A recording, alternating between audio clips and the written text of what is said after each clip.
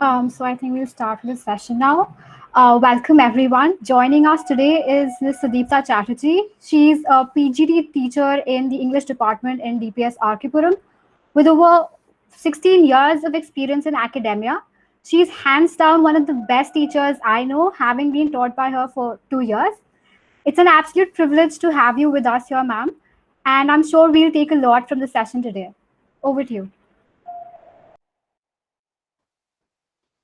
A very good evening to all of you, and thank you so much, Niranjani, for that glowing tribute. I hope I can do justice to that, and I also want to thank Ms. Xenia, who's the co-founder at PSEX, for inviting me today here to share my experiences with all of you. Thank So, you all so right, much for so coming, ma'am. it's wonderful to be here and wonderful to see familiar faces as well. So, before we begin, let's just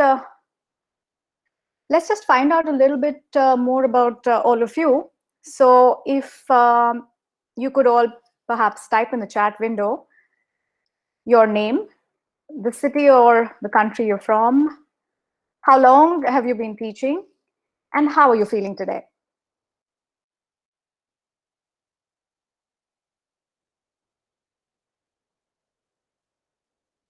So we'll just wait to see some responses coming in.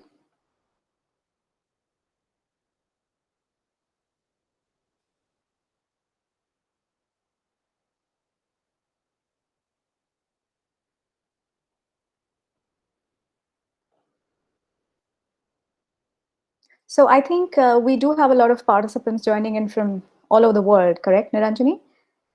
So Yes, ma'am, we do. fantastic. So I'm sure it's going to be an amazing and an interactive session, getting to know everybody.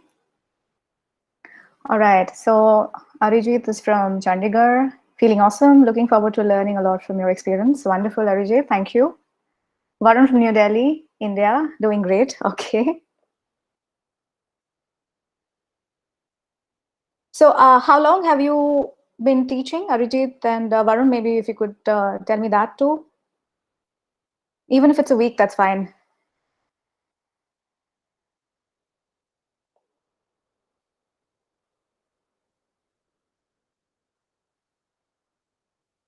Oh, that's wonderful. Okay, so I have a lot of responses coming in, so I'm just going to quickly read through that. Okay, so I have someone from Bangladesh. Wow, 8 years. That's amazing. Okay, that's amazing. Darshini says, well, 2 years of experience. Okay, that's just wonderful. So we have people from Bangladesh. Wow, London, 4 years. Amazing. 8 years now. Wow. Arijit has also taught for about 2 years. Well, that's brilliant. Wow, since 2018. Samuel says, okay, from Nigeria, 4+ years, 2 years. Amazing. I think that's just fantastic. Yashita's here, a beginner. Fantastic, fantastic. So it's absolutely fantastic to read all that information that you're sharing with me here. And it's wonderful to know that some of you have had like many years of teaching experience, and some of you are fairly new to this, but I'm sure you are enjoying the experience nonetheless. So I somehow feel that a lot of people seem to have this misconception that so you're a teacher, you have to teach. How hard can that be? But I think what they fail to understand is that every class, every child, every student is very different. And my experiences cannot be similar to what you have experienced, perhaps in your classroom scenario or your classroom setting. And therefore, I would definitely like to thank PSEX for giving us this platform. And I know the introductory slide said, and what Niranjani mentioned, that I'm a teacher and I've had about 16 years of experience. But trust me, I'm not here to lecture any one of you. Rather, I'm here because I feel that we can learn a lot from each other. And as a teacher, I know it's a very dynamic profession to be in. And it's dynamic. Why? Because every day is a new experience.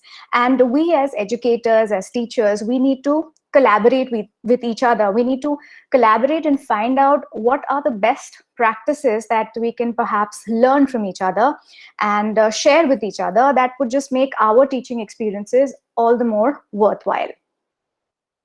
So when you look at this and that, you do realize that it is this smile that makes our day. And whether we are reaching out to them through the online platform or whether we are in a physical classroom, it is this that is the reason why we are all here today. And we are here to understand, to know, to perhaps share what we have all experienced at different junctures in our life as a teacher, as an educator. So, all right, let's quickly have a look at the agenda for today. And this is what we're going to be discussing. We will discuss the challenges of online teaching, how to make online teaching interactive and engaging, how to collaborate using various tools and techniques, and how to motivate yourself and your learners. So before we begin, I would really like it if you all can identify the challenges of online teaching, or the areas where you felt that you perhaps required a little bit of help, and that would probably make us all understand and perhaps connect with each other a little more, because I'm sure with the responses we'll see that perhaps all of us have experienced something of that sort while we have been indulging in online teaching. So let's see what responses we get.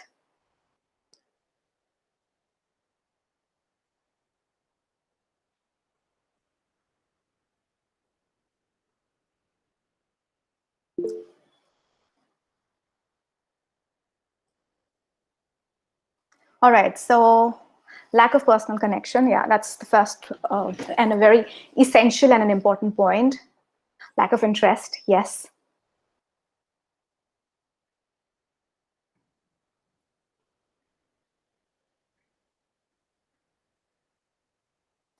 Not being able to reach to all kids, yes. Not very effective attention. Yes, the problem of network, because the minute it's online teaching, then connectivity becomes a challenge. Problem of network, lack of motivation, lack of interaction, difficulty in understanding, a lot of distraction, inadequate IT skills by some teachers, tough to bring discipline in class in case students don't pay attention, low interaction. Absolutely. I think all of us as teachers and educators, whether it's been the online platform or even the physical experience of being in a classroom setting and teaching, at some point of time or the other, we've all experienced these issues and problems. So let's quickly see if we have these points. Of course, the technical issues. There is the problem of connectivity, whether it is from the teacher side or from the student side, that becomes an essential aspect. Motivating learners.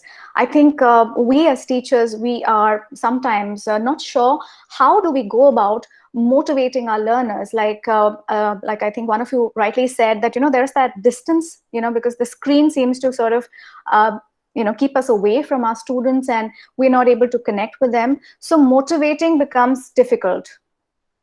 Verbal and non-verbal cues. Now, of course, I think some of you are language teachers and you do realize that, and even if you're like a regular teacher, there are a lot of things that the students in a regular classroom scenario or setting pick up, which are non-verbal cues. So the way I'm looking at them, right? And a lot of times, that just the way a teacher looks at a student is enough for the student to know what is going on or what is it that the teacher is actually trying to tell them.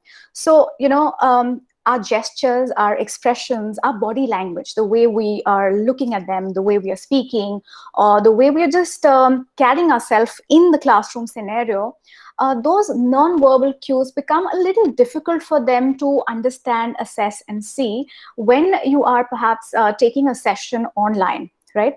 An online session becomes a slight disadvantage.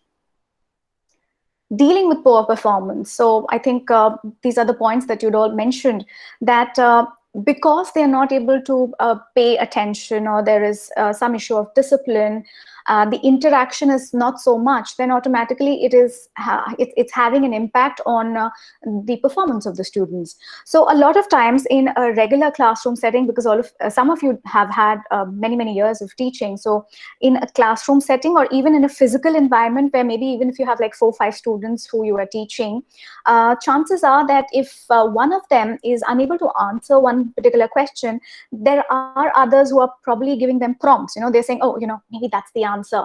So the other student who perhaps initially was not able to answer the question, just by hearing the prompts given by the peer group, by his or her friends around, is able to at least, if not give a correct answer, at least understand what's going on, and also with the help of these cues is eventually able to understand the answer to the question that you've asked. So that becomes a challenge in an online platform.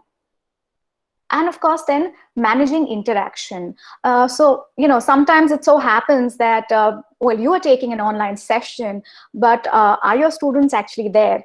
And sometimes they can say, oh, the camera's not working, ma'am. And, so the cameras are off and you really don't know whether they've actually fallen asleep or they're doing something around the house. So that becomes a little difficult. So let me quickly discuss with you maybe a couple of steps to overcome these challenges, perhaps. So the first step to overcome these challenges is to acquire certain essential skills. So what are the essential skills we're looking at? Accountability and responsibility. Now, whether you are a professional teacher, whether you are part of an institution or you're doing it for a social cause, at the end of the day, as a teacher, you are accountable and you are responsible to the students you are teaching, whether it's one student or it's 5 or a class of 50. You are accountable and responsible. The minute you understand that concept, automatically you will find a lot of things falling in place. Adaptability. I think this is very essential. So I think some of you did mention that, at times the inadequate IT skills by some teachers and inadequate skills of teachers, IT skills of teachers, can also become a hindrance, because if the teacher is sort of hesitating, or if the teacher is not very comfortable with the online platform, it's not able to log into a Google Meet, is having issues herself or himself, then how does the teacher help the students? So it's very essential to be able to adapt, like all of us have, given the past year and all the things that happened. I think we've all really worked on working on our soft skills, the technical expertise, basic things of figuring out the Wi-Fi settings and how to log in. And in case there's some issue with the laptop, then perhaps logging in through the mobile, and while ensuring that your mobile is charged enough so that you can at least take maybe even a half-an-hour session. Collaboration. I think this is a very essential aspect of teaching in general, and more so when it is on the online platform. And what are these interpersonal skills I'm talking about? It's essential when you realize that there are some students who, for some reason or the other, are not able to join the class or choosing not to join the class. Remember the first point, accountability and responsibility. As a teacher, the onus lies on you to ensure that the child is joining in. So let me give you an example. So we do teach underprivileged children as part of regular school as well. So I had this one student who would just not join the class, the online class, and I would keep wondering what's happening. So I tried calling him, I sent him WhatsApp messages, I sent SMSs, nothing seemed to work. He would just not join.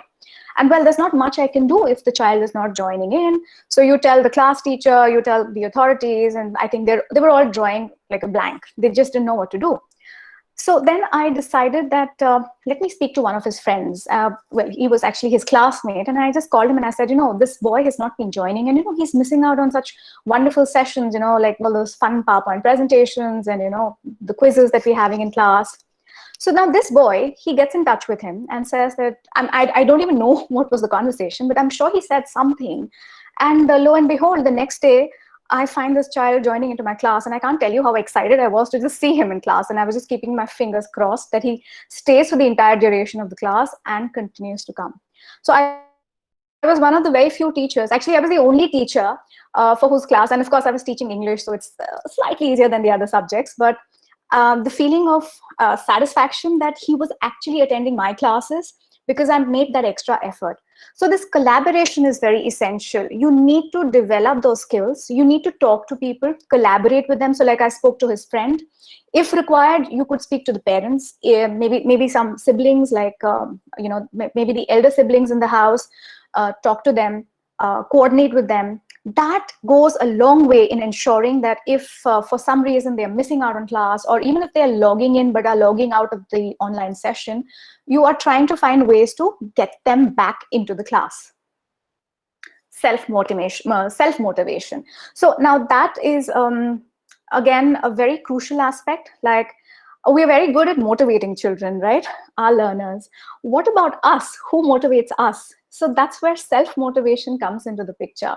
And well, the best teachers are those who don't teach from the textbook, but they teach from the heart. So if you're like a passionate teacher and you just love teaching, you are going to find ways in which you motivate yourself. And it's not like a dull, monotonous kind of a feeling, but you're keeping your class engaged, you're keeping the children engaged, you're giving them things once in a while, just to make sure that they want to come back and enjoy the experience. So when learning becomes an enjoyment, it's a pleasure for the children to attend. And I think that's exactly what we need to focus at. Time management. So, well, that again is an essential aspect. And I know a lot of you are multitasking. You have your families, your friends, your own career, and you're multitasking and also taking out time for this noble task of teaching. So I feel time management is crucial. And of course, I know binge watching on Netflix, we all can manage to take our time for that. But when it comes to other essential, important tasks, we tend to, just procrastinate and think, okay, we'll do it tomorrow, we'll do it some other day. But I think as teachers, we need to, set the bar for our students. We need to, well, do those things ourselves, manage time well, and also help our children to perhaps, create a timetable and tell them that, okay, if you tend to forget things now with everything just a click away, and everybody has a mobile phone nowadays, to put alarms on the mobile, so that in case there is maybe a webinar like this one which you are attending, you are putting an alarm so that you don't miss out on all these experiences, and you don't miss out on an important lecture maybe, or anything that is important. So I feel these are the skills that we as teachers need to have, and we need to manage, so that the teaching and learning experience becomes worthwhile. All right, so what are the teaching skills we are looking at? So if required, maybe go through a formal course, like a Bachelor of Education is like a formal degree that you take. Eventually, if you're at all interested in taking it up as a professional career, even if not as a professional career, even if you like teaching maybe once in a while as a social cause, it's always a good idea to perhaps go through a formal course that perhaps will help you with the skills that you can acquire. And well, talking to people really helps. So sessions like this, where you're getting to meet like-minded individuals who have been through similar experiences, and what is it that they can do, or what is it that they have done, which would help all of you, get a better perspective towards how you can handle online teaching. There are a lot of videos that are available now on YouTube also. And I feel that apart from using these videos as a means to, enhance your own skills, you could also show these videos to the students in class through the online platform, which would help them not just understand the concepts better, but it's also going to help you in terms of their, level of interest. In order to create a certain amount of interest, if you are showing videos once in a while, it helps. And trust me, I have done that. Sometimes I have even shown them small clippings from movies, and they would just get excited thinking, oh, we might just be watching a movie in class today, so let's just join. So, you have to kind of keep tweaking, you have to kind of keep changing things around so that that level of interest is maintained. Reading articles and blogs, there is a lot of material available online now, and you have a lot of teachers and educators writing articles, writing blogs, sharing their experiences, and telling you about what they have gone through. Now that again becomes very essential. Why? Because then you get to read, you get to understand maybe the issues they have faced, and that gives you ideas as to what perhaps you can do, or the way you can modify things in your classroom. social networking, where we're all here together through the Google Meet platform. And of course, we have Facebook, Insta, Twitter, LinkedIn. So being in touch with teachers all over the world is also going to be a fantastic way of helping you understand ways and means in which you could probably, tweak the interest levels of the students in your class. So yes, so social networking now actually for a good cause, and that is teaching, so that you can collaborate, you can talk to people and figure things out. So I'm going to give you perhaps a list of a couple of resource books that you could probably refer to at the end of the session. And it's always a good idea to go back to a library, even a virtual library if need be, and refer to resource books. So now we have something called the MOOCs, which are massive open online courses, and these are available. Some of them are even free of cost. Like British Council has a lot of these courses, even Coursera and edX, and they have a lot of these courses which are meant to enhance your own skills. So I remember taking this one course on Coursera, which was to do with rhetoric, and it was just a fun experience because I just wanted to get back to learning a little more about public speaking. So there is no age to learning, and with so much of opportunities for you now online, you just need to research a little bit and find out what is it that you would like to work on, like which skills would you like to develop on, which would help you do better in an online setting. All right, so what are the key elements we're looking at? We're looking at planning, we're looking at delivery, and we're looking at outcome. So the first point to keep in mind when it comes to planning is to know the limitations of your platform. You need to send out clear step-by-step joining instructions and links to troubleshoot issues. Now, you do know the kind of audience, the children that you're reaching out to might not be very tech savvy. They might not be very good. I'm sure they would be better than what I am doing, but still there could be some limitations that they might have. So it's essential as a teacher that you are giving them instructions and what is it that they're supposed to do. So as a teacher, in the beginning of your class, you need to tell them that, okay, if my class starts at 3, you need to make sure that you're there at 3. And I'm not going to, be okay with somebody joining in late. If they have issues with Wi-Fi, if they have issues with not able to, join the Google Meet, you'll have to give them instructions that what is the next step that they need to do in order to join the class. The main thing is to help them join. Have a moderator to manage the chat and troubleshooting. So pretty much like, using a lifeline, like phone a friend. So if you feel that there's going to be a bit of an issue handling the online platform, if you are just sort of starting off, it's always good to have maybe a friend, or another word for moderator, who can just be around to maybe manage the chat while you're teaching, maybe if they have some queries. And, the person who is taking the session, who's teaching, might not be able to multitask, might not be able to see the chat window, simultaneously. So that's the time, if you have a friend who can sort of watch what the children are maybe doing and writing, and also help you sort of let you know what is it that they're asking, the kind of questions they're asking, that can help. And of course, once you become an expert at multitasking, like you can see the presentation screen as well as at the same time see the chats that the children are writing, then automatically you wouldn't require a moderator. Importance of participant audio and video. Are they able to switch on their cameras? Do they have access to a device which would allow them to switch on their cameras? Again, that's a question that one has to ask.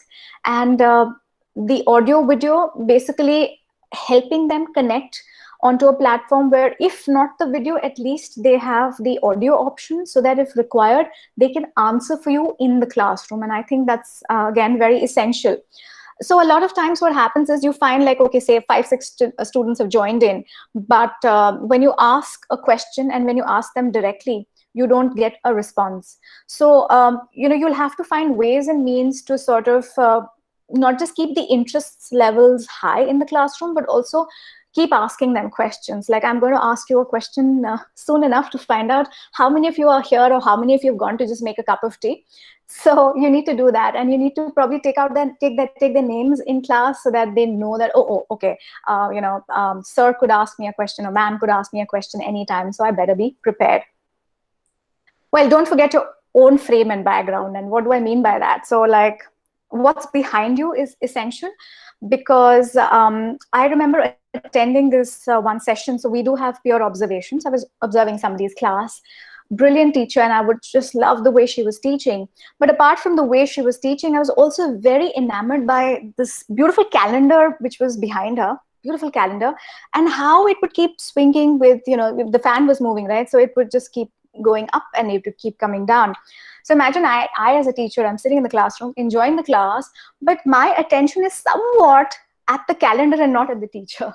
So, these are little things that we need to keep in mind, that, well, have we set the background right?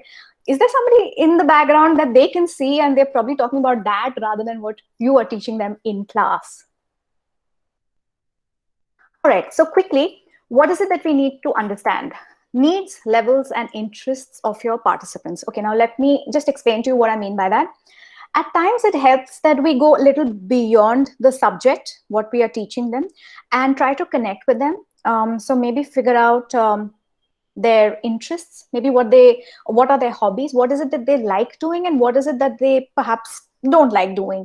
So as a teacher, it would really help you put things into perspective. Like I remember once in class, I said, okay, I didn't say that I'm not going to teach you today. I just said, okay, I'm going to do something interesting. So the minute I said I'm going to do something interesting, they automatically got interested. And I said, okay, so I am going to tell you what I have on my bucket list. So exactly 3 things. And you tell me what is on your bucket list. So if you want to make it easier, if they are like younger learners, you could say, okay, what are the 3 things you want to do in life in the near future maybe? And so I just left the platform open, and I just let them speak. So when they would hear their friends talk about the things that they want to do and the bucket list that they have, they also got really encouraged and motivated. And then everybody started to speak. So as a language teacher, what was I doing? I was actually testing them on their speaking skills. I was giving them an activity and I was saying, okay, now just talk. So for the children, it was just a fun activity because they were just talking. But for me as a teacher, I was also testing their speaking skills. I was also sort of keeping a watch as to the way they were interacting, and also figuring out if they were making errors in pronunciation or if they required help with their intonation and diction. So what I'm trying to tell you is that at times we need to think a little out of the box and think of ourselves when we were in school and we would really look forward to a free period, but there are no free periods, and we as teachers have to make that very clear. But yeah, we can have fun periods, if not free periods, and help them in the process of learning. So the planning process is very essential. And I know as teachers, I think one thing we're all very good at is being spontaneous. So we can assess the interest levels of our students, and then we can choose and decide that, okay, let's not teach them something dull and dreary, but let's just teach them something that's fun, or maybe let's just talk to them or give them the opportunity to speak. So the planning process is important. Plan the outcomes. Now, what is it that you are expecting the child or the student to learn at the end of your class or at the end of a week? That planning you need to do, because you need to check again and again that whether or not you are on track. That's essential. So you need to do that as a teacher. Ensuring variety, I think that's essential. You need to come up with the various tricks of the trade to figure out that the class is not becoming dull and monotonous. I think that's essential. So like I gave you the example of telling them, okay, what do you have on your bucket list, like a general activity of sorts. Another day you could probably just maybe read something out to them, so something that's not part of the curriculum. Or you could just say that, oh, I read this amazing article which had come in the newspaper, maybe the online virtual newspaper, and I want to just share that article with you. So you need to ensure variety, ensure interactivity. You need to make sure that the children want to attend your class, they are there, and that would happen if you let them interact. So a lot of times I find a lot of teachers who are not very open to the idea of letting children speak or interact, but I think that's essential. So sometimes give yourself a break and let them speak, let them interact, because that would help them learn from each other, even when it's the online platform. Make it participant centered. You need to identify the problem areas of your group of students. Like if it's discipline is a core issue or a problem, then how you're going to deal with that. give them activities which, these problem students or difficult students might be facing, and give them something which would sort of interest them. Maybe if somebody is interested in sports, so have a conversation about sports, even if it's a maths class. Maybe talk to them for about 2 minutes about sports, or what Manchester United did, and or what the Indian cricket team is doing, and just sort of get that interest of that child more into you. And the minute the child is interested in you, the child would want that, okay, let me just try and see, even if it's a tough subject, let's see if I can do something about it. So it has to be participant centered. Have checkpoints in review. Now, of course, we tend to do a lot of activities, but what we are teaching them, are they understanding what we are teaching, or are they able to grasp what's already been done in the classroom? So how do we do this? We can give them a quiz. We can give them like a short worksheet of sorts, maybe fill in the blanks. So they do it, and give them, say, about 5 to 6 questions only, maybe at the end of the class, just to see that if whether or not they have understood what you have taught them in that particular session or in that particular week. That would help you understand, and for you to review what is it that you need to do. All right, now this brings me to the next very essential aspect. Consider a flipped classroom approach. Now, what do I mean by a flipped classroom approach? So let me show you a video first, and that would actually help put things into perspective. I'm just putting myself on mute.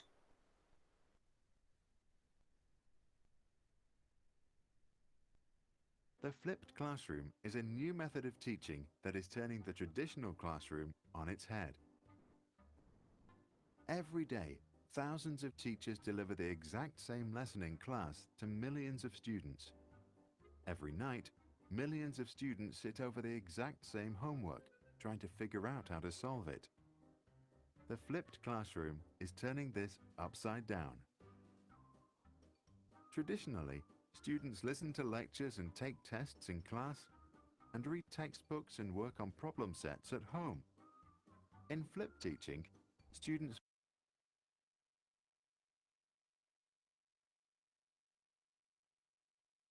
All right, sorry. Should I start once again? I'll just play the video again. Just a second. Yes, you should start again. The flipped classroom is a new method of teaching that is turning the traditional classroom on its head. Every day, thousands of teachers deliver the exact same lesson in class to millions of students. Every night, millions of students sit over the exact same homework, trying to figure out how to solve it. The flipped classroom is turning this upside down. Traditionally, students listen to lectures and take tests in class, and read textbooks and work on problem sets at home. In flipped teaching, students first study the topic by themselves, typically using video lessons on YouTube, and then apply the knowledge by solving problems and doing practical work in class. Modern schools who flipped their classroom report many benefits. 1. It allows all students to learn at their own pace, as videos can be watched again. 2. It's more efficient, as students enter the classroom prepared to contribute. 3. It enriches the classroom, as more time can be spent on group work and projects. 4. Doing homework in class allows students to help each other, which benefits both the advanced and less advanced learners. Flipping also brings changes for teachers. Traditionally, teachers engage most with the confident students who ask questions. Flipping allows teachers to target the students who really need help, instead of just those who are confident. Also, instead of instructing from the front, teachers guide on the side. This allows them to work more closely with individuals or small groups. Teachers that are not great presenters can use third-party videos to explain the concept and focus on methods of teaching that suit their style, such as project work or experiments. Once video lectures are made available online, teachers don't need to give the same lecture over and over again. Again, they gain more time to focus on the needs of their class. Many scholars also argue that the flipped classroom model promotes equal learning opportunities, as all kids get the same attention when doing their homework. Currently, kids with caring parents, older siblings at home, or expensive private tutors have a clear advantage over those who don't.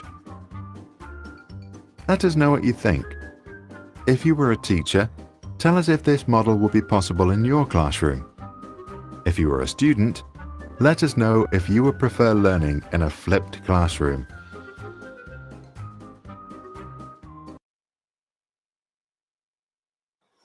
Right. So I feel this is a very effective way of teaching, and especially in the online setting, because if you can give them the content, the modules, the videos beforehand, then the students are coming prepared to the classroom, right? And also it would take care of all these, a lot of issues that we are all facing in the online classrooms. At least you know that the students are aware of what is going to be taught in the classroom, and can either one come prepared or at least read up before they come for your classroom, so that it becomes easier for them to understand concepts. And of course, this is also helpful in the case of languages, when you want them to focus on maybe pronunciation. So you could show them a video where you have people doing pronunciation exercises, and that's just going to make it a lot more easier for you. So these are the tools and tricks and techniques that we can all use in our online classrooms to make our sessions a lot more effective. So understanding the flipped classroom, so you know that in a traditional classroom setting, there's going to be classroom work, and then we have individual work. So the flipped classroom approach is different, where you first give them the individual work, which they're doing at their own pace, and then you have a session in the classroom where there is interaction, and when you are asking them questions, or you give them a quiz, and you are also identifying what is it that they have learned, how much of prior reading they've done before coming to class. The delivery. So connect participants through practical activities such as role plays, discussions or debates, critical analysis, group and pair work through online tools, example Kahoot. So you will have to see that what are the ways and means in which you can make the classroom a little more interesting. You could have role plays, you could have the students reading out something in the classroom, give them a debate once in a while, or let them discuss something, even if it's mathematics, open the platform for discussion. So perhaps if one of the smarter students has maybe a particular question or a query, ask the child to perhaps discuss it in class, speak about it in class, and then let that child perhaps in his or own words explain the same thing to the others. So the peer teaching is also a very important component of teaching in general, and we can utilize that even in an online platform. So critical analysis, let them assess perhaps their own the amount of improvement that they have made, right? So giving them a lot of encouraging words, and letting them analyze that whether the classrooms have been effective and has the learning taken place. Group and pair work. Now you can make it something even very simple. You could probably even share maybe Google Slides with them, share it in their individual email addresses, and say, okay, slide one. Yes. Is there any question? No, ma'am. I think that was just a disturbance. Okay. All right. Okay. Yes, so coming back to this, so like I was saying, that if you don't want to use any online tools, if you think that's getting complex, you could probably just share Google Slides with them and say, okay, maybe 2 students work on one slide, and let them write information, or research on the internet and write something down, or maybe even if they're copy pasting pictures or copy pasting content, that's absolutely fine. At least that one, they are in the classroom, they are attentive, they are listening to what you're saying, and you can also simultaneously monitor the slides to see, okay, what work they are doing. And of course, alternately, you can also use a lot of these online tools, which is just going to make the experience a little more interesting. So what's the outcome? What are we looking at? Better planning leads to an engaging session. You need to remember that as a teacher, as an educator, you need to do the planning before you go for your class. And it is applicable even in an online environment. You need to know what kind of students you're teaching, what is their level. And a classroom is usually a mixed bag. Okay, so Ria saying, if a child is facing difficulty in understanding the videos on YouTube or any other source, then he would lose interest. And so how to overcome this in case of flipped classrooms? Okay, so you need to, first of all, look for content which is going to be relevant for the students of that particular age group, right? So like even to come up with this video, like the flipped classroom video, I went through a lot of material. And for children in particular, you can't give them anything and everything. And you can't even tell them, okay, you research and you look for videos. So the research has to be done by you. You have to identify content which is clear, and preferably one where there are subtitles, so the child can read the subtitles, right, and watch the video. So let the child watch the video before your class, and then in class you are showing the video once again, and then generate a discussion. So the others who've seen the video, the other children who've seen the videos, will give their content, or will give their sorry, not content, will give their opinion and viewpoints. And then based on that, you can have a discussion, and then perhaps talk to this particular child and say, okay, now have you understood what was shown in the video, or would you like me to show you something else or explain it in a different manner?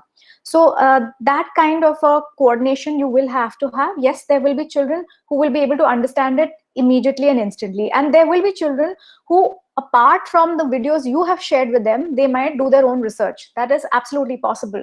So what you as a teacher then need to do is, then you need to bring that structure. You need to ensure that the children are able to understand the concept that you were trying to explain through the video. I hope that answers your query, Ria. All right, so we're also looking at the knowledge that has basically been acquired. Application of that knowledge. So like I said, once in a while you need to give them maybe a worksheet, maybe a Google form, and again give them very simple tasks, like preferably MCQs, so that even a learner who might be struggling with the concept is able to see the options and at least maybe choose the correct one. Self-reliance is encouraged. Now, that is what a flipped classroom approach will help. There are going to be times when maybe your learners are not able to join your online classes. So if you've already told them that, okay, this is what I'm going to be teaching, and these are the videos, and this is like these are the notes that you can refer to, chances are that if for any reason they're not able to join in your class, at least they have the content with them. And of course, then the follow-up activity would be the worksheets that you've shared with the children who are in your online class.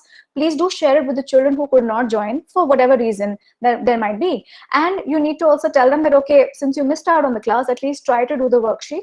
Even if you make mistakes, that's absolutely fine, because I will discuss the answers in class, and then that would help you understand the concept better.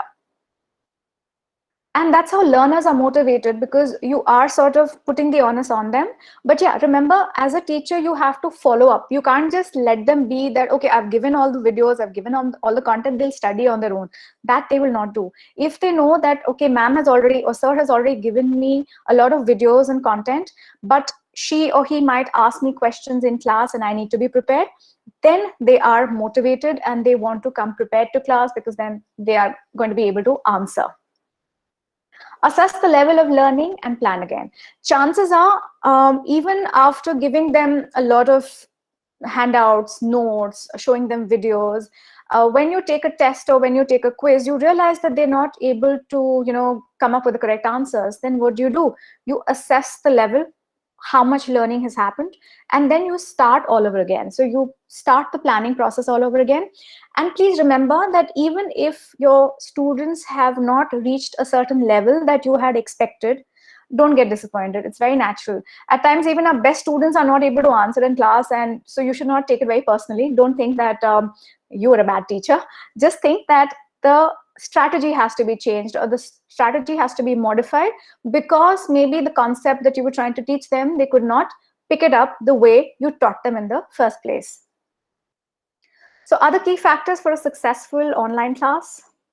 Well, of course, we discussed this, the troubleshooting aspect. The teacher needs to be very sure of what has to be done or what can be done, and you empower the students.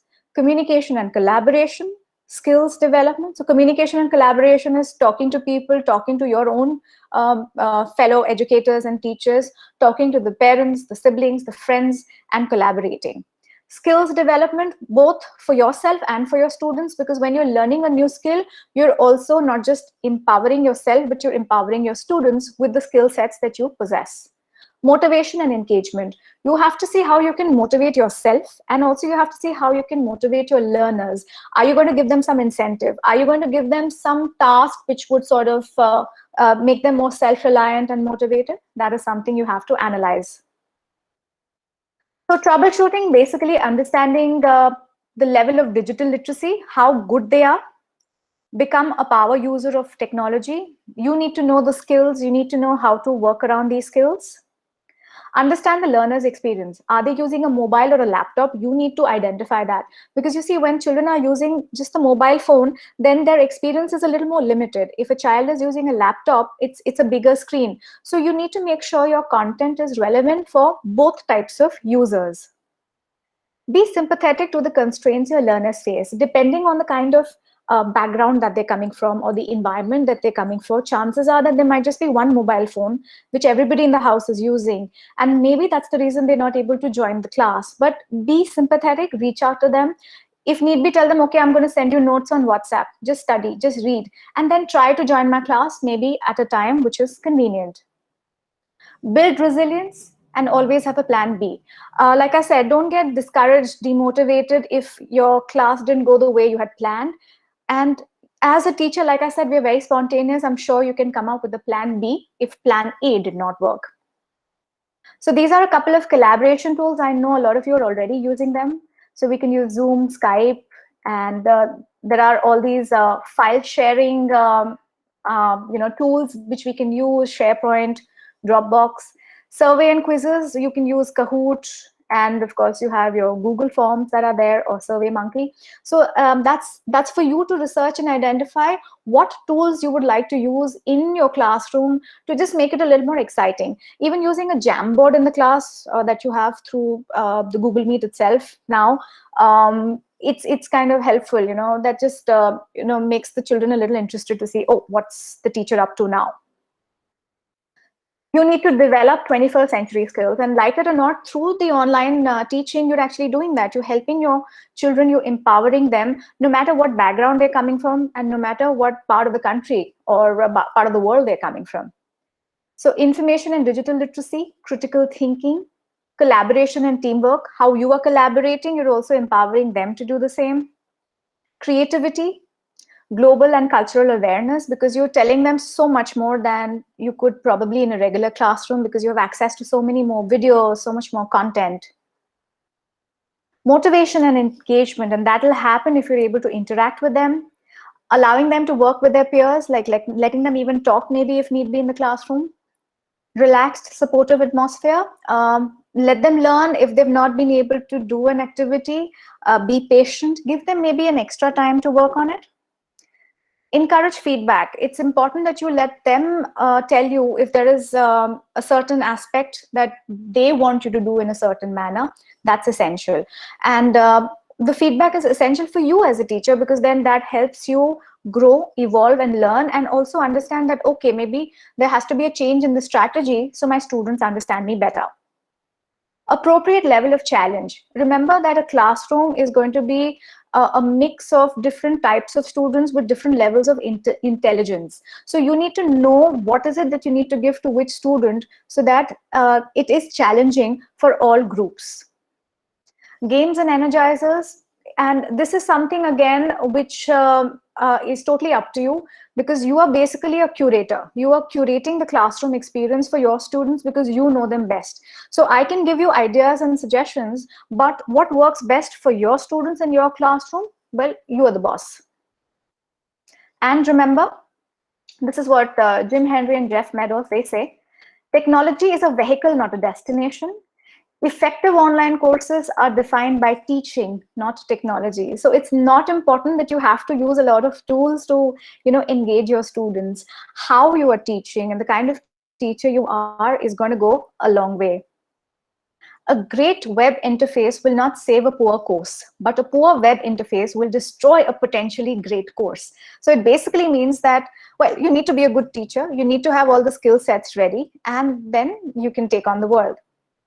Excellence comes from ongoing assessment and refinement. You need to keep those checkpoints. You need to assess, take quiz, take feedback, figure out if the children are understanding what you're teaching them. It is not sufficient to be a content expert, nor is it sufficient to be tech savvy. It is not even sufficient to be an excellent traditional classroom teacher, because the online world is a categorically different environment. A particular blend of skills and knowledge is necessary if success is to be found in this domain. So, yes. Any question? Is somebody asking anything? Okay, so I'm just going to, if you just look at the slide, if you want, you could click a screenshot of this. So some of the useful resources that you can refer to, and you will find this even on Amazon. These books are available on Amazon if you are interested in purchasing them. And you can also refer to these videos and these resources online, which would just help you perhaps make your teaching experience a lot more better. So I'll just give you a second to click a screenshot if you would like to do that.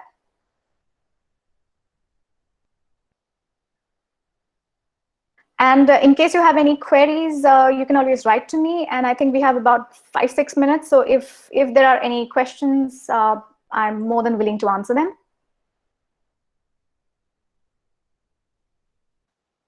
And well, like Steve Jobs says, stay hungry and stay foolish. So that should be our mantra in life as teachers and educators. Hello. Hello. Yeah, I just wanted to get this one clear here.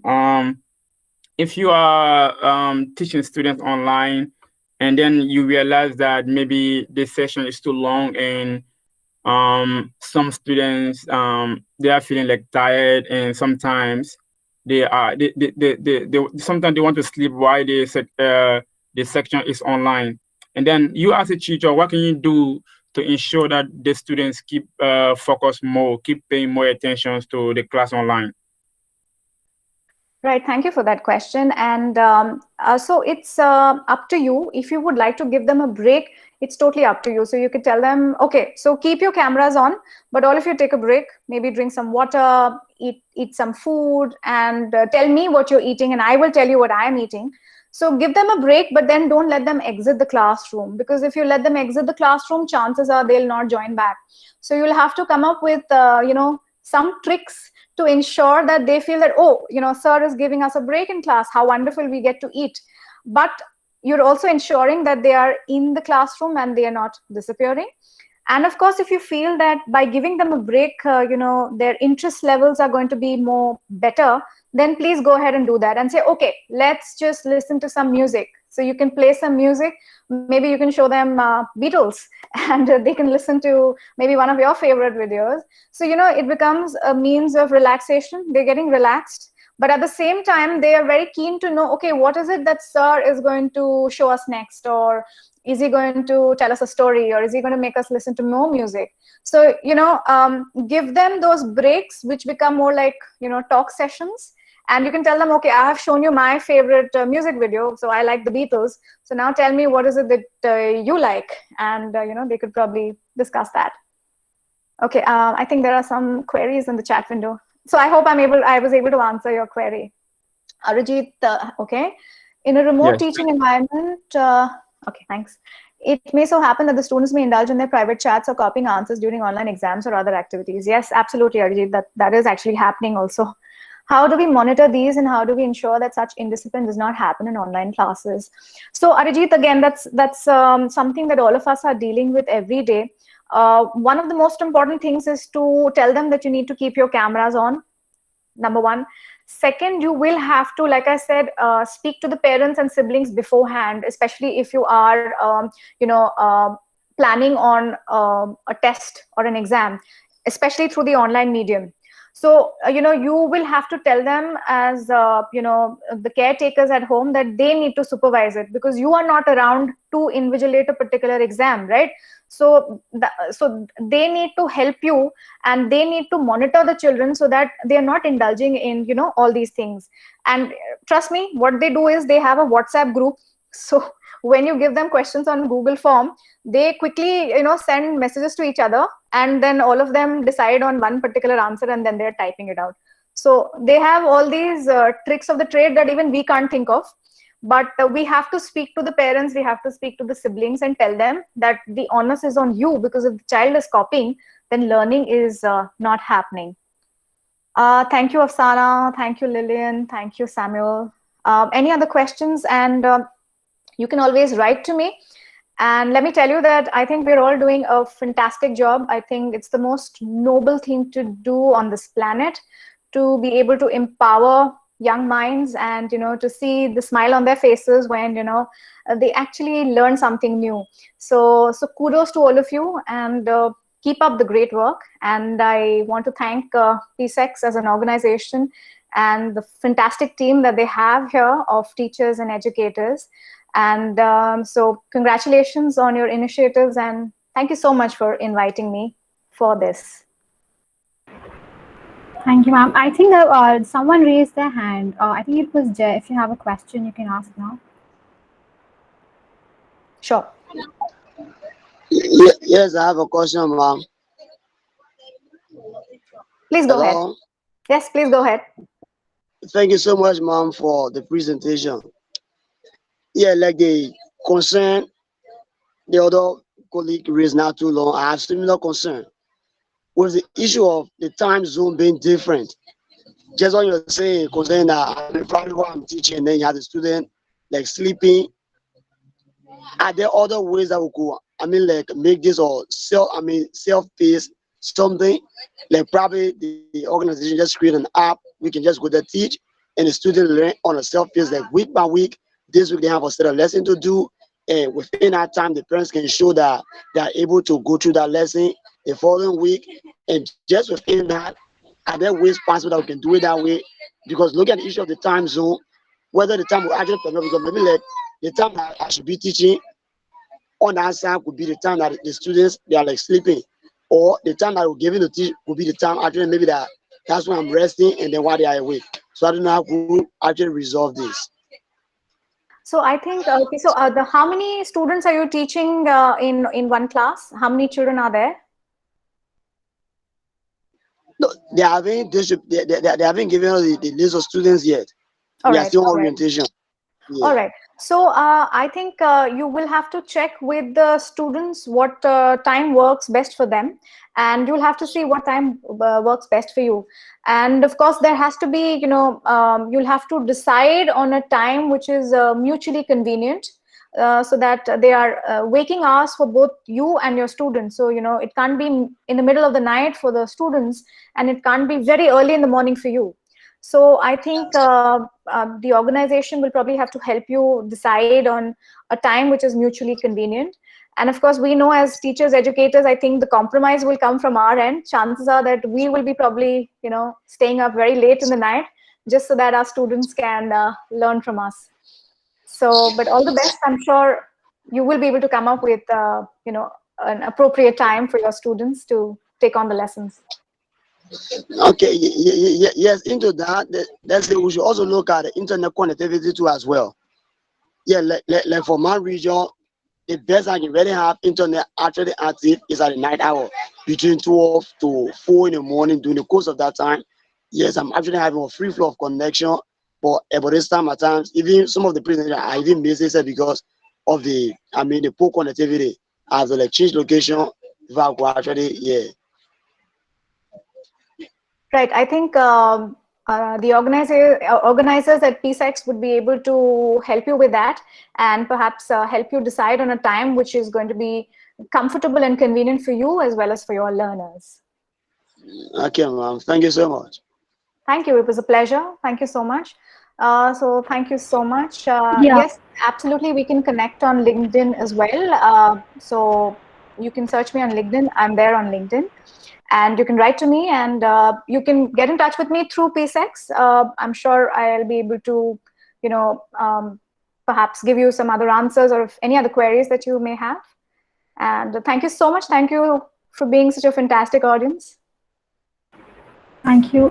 So with this, we come to the end of our session. Thank you so much for this informative session, ma'am. It was extremely comprehensive.